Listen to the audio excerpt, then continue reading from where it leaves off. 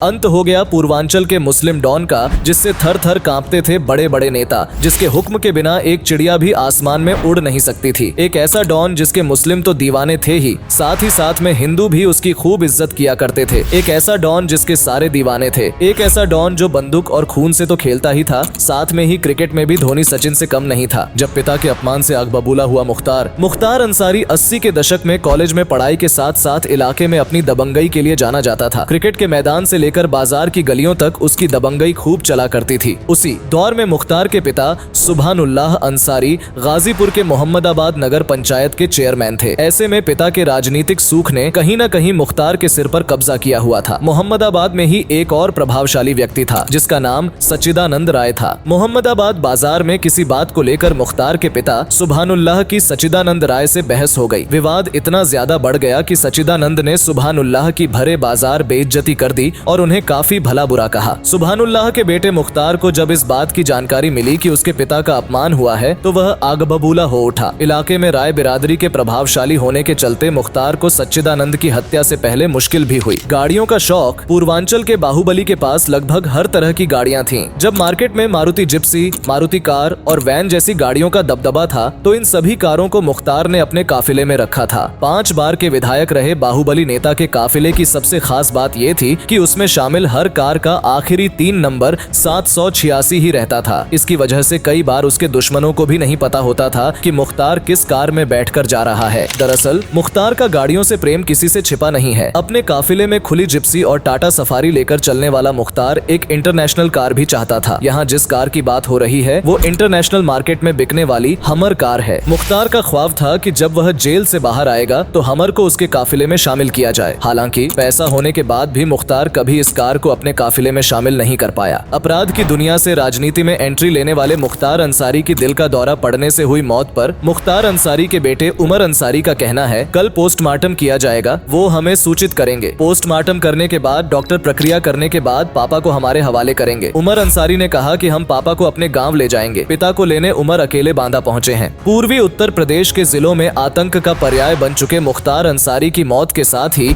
अपराध के एक युग और राजनीति के साथ उसके गठजोड़ वाले चैप्टर का अंत हो गया। राजनीतिक गलियारों में उसकी तूती इसी कदर बोलती थी कि उसके ऊपर हत्या से लेकर जबरन वसूली तक के 65 से ज्यादा मामले दर्ज थे। इसके बाद भी वह अलग अलग राजनीतिक पार्टियों के टिकट पर 5 बार विधायक रह चुका था। 3 चुनाव तो उसने जेल के भीतर ही रहकर जीते थे। हालांकि बहुत ही कम लोगों को इस बात की जानकारी है कि मुख्तार अपने पिता के अपमान के बाद अपराध की दुनिया में आया था।